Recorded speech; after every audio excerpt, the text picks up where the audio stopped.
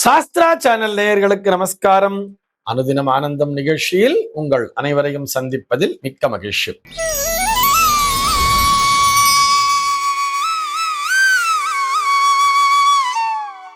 இன்று 26/1/2026 இந்த நாள் குறித்து பஞ்சாங்கம் என்ன சொல்றதுன்னு பார்க்கலாம் வாங்கோ. இன்றைய தினம் விஸ்வாவசு வருடம் தை மாதம் 12ஆம் தேதி திங்கட்கிழமை. திதி பார்த்தோம்னா வளர்பிறை அஷ்டமி திதி இரவு 9:18 வரைக்கும் இருக்கு. அதனைத் தொடர்ந்து வளர்பிறை நவமி திதியானது வந்து விடுகிறது. இன்னைக்கு நட்சத்திரம் பார்த்தோம்னா அஸ்வினி நட்சத்திரம் மதியம் 12:31 வரைக்கும் இருக்கு. அதனைத் தொடர்ந்து பரணி நட்சத்திரம் என்பதும் வந்து விடுகிறது. இந்த நாள் முழுவதுமே ஒரு சித்தயோகம் கூடிய நாளாக அமைந்திருக்கிறது. இதுபோக பஞ்சாங்கத்திலே வரக்கூடிய யோகம் அப்படின்னு சொல்லி பார்த்தோம்னா இன்றைக்கு சாத்தியம் அப்படிங்கிற ஒரு நாம யோகம் காலையில 9:08 வரைக்கும் இருக்கு. அதனைத் தொடர்ந்து சுபம் அப்படிங்கிற ஒரு நாம யோகமானது வந்து விடுகிறது. கரணம் பார்த்தோம்னா பத்ரை அப்படிங்கிற ஒரு கரணம் பகல் 10:17 வரைக்கும் இருக்கு. அதனைத் தொடர்ந்து பவம் அப்படிங்கிற ஒரு கரணமானது வந்து விடுகிறது. இந்த நாளானது ஒரு சமநோக்கு நாளாக அமைந்திருக்கிறது. இன்னைக்கு என்ன ஸ்பெஷல் அப்படின்னு சொல்லி பார்த்தோம்னா இன்றைய தினம் பஞ்சாங்கத்திலே பீஷ்மாஷ்டமி அப்படிங்கிறத கொடுத்திருப்பா. நேற்று வந்து ரத சப்தமி ஆச்சு. இன்னைக்கு பீஷ்மாஷ்டமி. எல்லோரும் அந்த பீஷ்ம தர்ப்பணத்தை செய்வார்கள். இது போக இன்றைய தினம் நெல்லையப்பர் நெல்லுக்கு வேலி கட்டிய லீலை அப்படிங்கிறத கொடுத்திருப்பா. இது போக இந்த நாளானது ஒரு வாஸ்து நாளாக அமைந்திருக்கிறது. வாஸ்து புருஷன் நித்திரை விடுதல்னு சொல்லுவா. அந்த பூமி பூஜை செய்வதற்கு நல்ல நேரம் அப்படின்னு சொல்லி பார்த்தோம்னா இன்றைய தினம் பகல் 10:36 முதல் 11:06 பூமி பூஜையை செய்ய வேண்டும். இது வந்து ஒரு சந்தேகம்ங்கிறது வரலாம். பகல்ல வந்து 10:12 இன்னைக்கு யமகண்டமாச்சே, அப்புறம் எப்படி 10:36 11:06 பண்றது அப்படிங்கிற ஒரு சந்தேகம் வந்தால் கூட இந்த வாஸ்து புருஷன் நித்திரை விடுகின்ற நேரத்தை பொறுத்தவரை அது பரணி கிருத்திகையோ அஷ்டமி நவமியோ அல்லது இது மாதிரி ராகு காலம் யமகண்ட நேரமோ பார்க்க வேண்டிய அவசியம் இல்லை. அந்த குறிப்பிட்ட நேரத்திலே பூமி பூஜையை அவசியம் செய்துவிட வேண்டியது அப்படிங்கிறதுக்காகவும் நினைவூட்டுகிறோம். இது போக இந்த நாளானது நம்முடைய பாரத தேசத்தினுடைய குடியரசு தினமாகவும் பார்க்கப்படுகிறது. சென்னையை பொறுத்தவரை இன்றைய தினத்தினுடைய சூரிய உதயம் என்பது காலை 6:39 சூரிய அஸ்தமனம் என்பது மாலை 6:03 சந்திர உதயம் என்பது பகல் 11:52 சந்திர அஸ்தமனம் என்பது இரவு 12:49 சம்பவிக்கிறது. பிரம்ம முகூர்த்தம் பார்த்தோம்னா நாளைய தினம் அதிகாலை 4:58 முதல் காலை 6:39 வரையில் நீடித்திருக்கிறது. சென்னையை பொறுத்தவரை இன்றைய தினத்தினுடைய ராகு காலம் என்பது காலை 8:04 முதல் 9:30 வரையிலும், யமகண்டம் என்பது பகல் 10:55 முதல் மதியம் 12:21 வரையிலும், குளிகை காலம் என்பது மதியம் 1:46 முதல் 3:12 வரையிலும் சம்பவிக்கிறது. தினாந்தம் பார்த்தோம்னா இன்றைய தினம் இரவு 1:55 கொடுத்திருக்கா. சூலம் பார்த்தோம்னா இன்றைக்கு கிழக்கே சூலம் காலை 9:41 வரை அந்த சூல தோஷம் என்பது உண்டு. அதற்குரிய பரிகாரமாக தயிர் அறிந்துவிட்டு கிழக்கு திசையை நோக்கி பயணிக்கலாம் அப்படிங்கிறதையும் சொல்லி இருக்கா. இன்றைய தினத்தினுடைய ஆன்மீக தகவலாக நம்ம என்ன பார்க்க போறோம் சொல்லி பார்த்தோம்னா இந்த நெல்லையப்பர் நெல்லுக்கு வேலியிட்ட லீலை நடந்த நாள் இந்த நாள் அப்படிங்கிறத நம்ம பார்த்தோம் இல்லையா.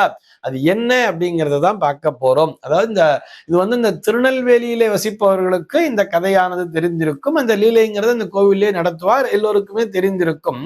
அவருக்கு அந்த ஊருக்கு ஏன் திருநெல்வேலின்னு பேரு, அவருக்கு ஏன் நெல்லையப்பருங்கிறது பேருங்கிறது தான் இப்ப நம்ம பார்க்க போறோம். ஆதியிலே அந்த இடத்திற்கு பெயர் வேணுவனம் அப்படின்னு சொல்லுவா. வேணு அப்படின்னு சொன்னா வேணுகோபாலன்னு சொல்றா இல்லையா. வேணுன்னு சொன்னா மூங்கில் மரத்திற்கு வேணு என்ற பெயரும் உண்டு. அந்த மூங்கில் மரங்கள் நிறைந்த ஒரு வனமாகவே அது பார்க்கப்பட்டதாம் அந்த இடமானது. அப்படி இருக்கையில அங்க வந்து சுயம்பு மூர்த்தியாக தோன்றியவர் தான் அந்த இப்ப இருக்கக்கூடிய நெல்லையப்ப சுவாமின்னு சொல்றா. அவருக்கு என்ன பேருன்னு சொல்லி பார்த்தோம்னா வேணுவனநாதர் அப்படின்னு சொல்லுவா. வேணுவனத்தினுடைய ஒரு தலைவன் வேணுவனநாதர் என்பதுதான் அவருடைய பெயர். அதை வந்து பார்த்தோம்னா இப்ப பார்த்தோம்னா வேணுவனநாதர் என்பது தெரிந்துதான் இப்ப எப்படி சொல்லுவான்னா வேண்ட வளர்ந்த நாதர்னு சொல்லுவா. வேண்ட அவர் வளர்ந்துட்டே இருந்தாராம். ஏன்னா ஒரு சுயம்பு மூர்த்தி ஆட்டோமேட்டிக்கா வந்த ஒரு லிங்கம். அந்த லிங்கமானது நம்ம வேண்டும் பொழுது வளர்ந்து கொண்டே சென்றதாம். வேண்ட வளர்ந்து கொண்டே செல்வதால் அது வந்து வேண்ட வளர்ந்த நாதர் அப்படிங்கிற மாதிரி கூட சொல்லுவா. ஆக்சுவலி அதனுடைய ஒரிஜினல் நேம் பார்த்தோம்னா அது வேணுவனநாதர் அப்படிங்கிறது அவருடைய பெயர். அந்த ஊரிலே வேதப்பட்டர் அப்படிங்கிறவர் வசித்து வந்தார். அந்த வேதப்பட்டருடைய வேலை தினந்தோறும் அந்த நெல்மணிகளை கொண்டு வந்து அதை வந்து அரிசியாக்கி, அதை குத்தி அரிசியாக்கி சுவாமிக்கு நைவேத்தியம் பண்ணுவார். நைவேத்தியம் பண்ணிட்டு அங்க இருக்கக்கூடிய பக்தர்களுக்கெல்லாம் அதை விநியோகமும் பண்ணிட்டு இருந்தாராம். இது அவருடைய வேலையாக இருந்தது. ஒரு முறை பார்க்கும் பொழுது அந்த பகுதியிலே ஒரு கடுமையான பஞ்சம் அப்படிங்கிறது வந்துருதான். கிட்டத்தட்ட 1 வருஷம் 2 வருஷம் இல்ல, ஒரு 12 வருட காலத்திற்கு ஒரு கடுமையான பஞ்சம் என்பது வர ஆரம்பித்து விட்டது. ஆனால் இவர் என்ன பண்றாரு அப்படின்னு சொல்லி பார்த்தோம்னா, தன்னிடம் இருந்த அந்த நெல்மணிகளை எல்லாம் கொஞ்சம் கொஞ்சமா இந்த சுவாமிக்கு நைவேத்தியம் பண்ணி எல்லோருக்கும், ஏழை எளிய மக்களுக்கு, உணவில்லாத மனிதர்களுக்கெல்லாம் உணவளித்துட்டே வரார். இந்த வேதப்பட்டாருங்கிறவர் நிறைய கொடுத்துட்டே வரார். அந்த மாதிரி கொஞ்சம் கொஞ்சமா தன்னுடைய சொத்துக்களை எல்லாம் விற்று கொண்டே வருகிறார். ஏன்னா ஊர்ல வந்து ஒரு பஞ்சம் அப்படின்னு வரும்பொழுது எல்லாரும் பதுக்கி வச்சிருவா இல்லையா, அதெல்லாம் வாங்குறதுக்காக என்ன பண்றார், கொஞ்சம் கொஞ்சமா தன்னுடைய சொத்துக்களை எல்லாம் விற்று விற்று விற்று கடைசியில் ஒரு ஏழ்மை நிலைக்கு வந்துடுறார். கடைசியா அவர்கிட்ட இந்த சொத்து எல்லாம் வித்தது போக கொஞ்சமா தான் ஒரு நெல்மணிகள்ங்கிறதே மிச்சம் இருந்ததாம். அந்த கொஞ்சமா இருக்கிற நெல்மணிகளை பார்த்து, சரி இதை இன்றைய தினம் நம்ம வந்து இறைவனுக்கு அதை நைவேத்தியம் பண்ணி எல்லாருக்கும் விநியோகம் பண்ணிடலாம், ஆனா நாளைக்கு என்ன பண்ணமோ தெரியலையே அப்படின்னு சொல்லிட்டு இறைவனிட கடுமையா வேண்டிக்கிறாராம். வேண்டி போய் ஆறுல போய் ஸ்நானம் பண்ணிட்டு வந்து அப்புறம் அந்த நெல்மணிகளை குத்த வேண்டும். இப்படி ஆறுல போய் ஸ்நானம் பண்ணும் பொழுது கடுமையா வேண்டார், நாளைய தினம் எனக்கு நெல்மணிகள் இல்லைன்னா நான் உயிரை விடுறதை தவிர வேற வழியே இல்லை அப்படின்னு சொல்லிட்டு வேண்டிக் கொள்ளும் பொழுது திடீர்னு அவருடைய வேண்டுதலுக்கு இணங்க அப்படியே வந்து அப்படியே கார் மேகங்கள் சூழ்ந்து மழையானது பொழிய தொடங்கியதாம்.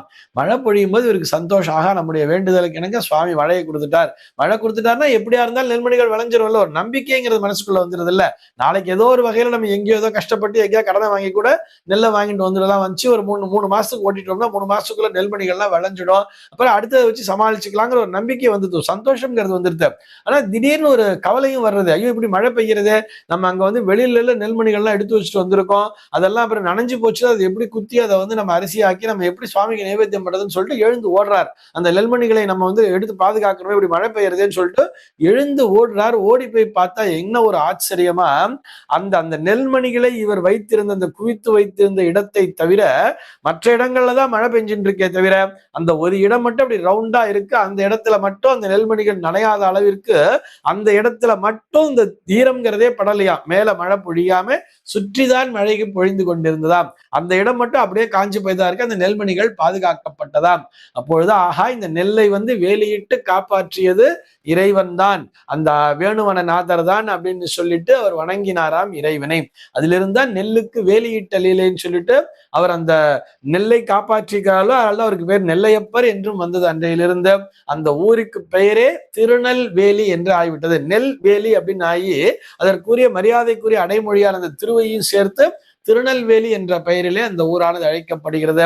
ஆக இந்த நாளிலே அந்த லீலையை அங்கே சென்று காண தவறாதீர்கள் அப்படிங்கிறதுக்காக சொல்றோம். சார் இன்னைக்கு சொன்னா நாங்க எப்படி சார் கிளம்பி போறதுன்னு சொன்னா, இன்னைக்கு தான் நிறைய அந்த லீலைகளை குறித்த விஷயங்கள்லாம் நமக்கு யூடியூப்ல எல்லாம் வரும் இல்லையா, இந்த மாதிரி தெரிஞ்சு வச்சுண்டு அந்த ஸ்தலத்திற்கு சென்று தரிசிக்க வேண்டும்ங்கிற. இது எதுக்காகன்னு சொன்னா, நாமும் இந்த வருடமும் எப்பொழுதுமே அதனுடைய தாற்பயம் என்னங்கிறத புரிஞ்சுக்கணும். அவர் தனக்கு உணவில்லட்டா கூட இறைவனுக்கு அதை நைவேத்தியம் பண்ணி எல்லோருக்கும் விநியோகம் பண்ணணும்னு நினைச்சார் இல்லையா, அந்த மாதிரி நாம் அனைவருக்கும் உணவிட வேண்டும் என்று நினைத்தாலே, எல்லோருக்கும் நம்மால் இயன்ற அந்த ஆகாரத்தை பகிர்ந்து அளிக்க வேண்டும் என்று நினைத்தாலே இறைவன் நமக்கு அந்த சொத்தினை காப்பாற்றி நமக்கு எல்லா வளங்களையும் கொடுத்து கொண்டே இருப்பார். அப்படிங்கிறதுக்காகத்தான் இந்த கருத்தினை இந்த நேரத்திலே பதிவு செய்கிறேன். இந்த தகவலோடு இன்றைய தினம் உங்களிடமிருந்து நான் விடைபெற்றுக் கொள்கிறேன். மீண்டும் உங்கள் அனைவரையும் நாளைய தினம் ஒரு புதிய தகவலோடு சந்திக்கிறேன்.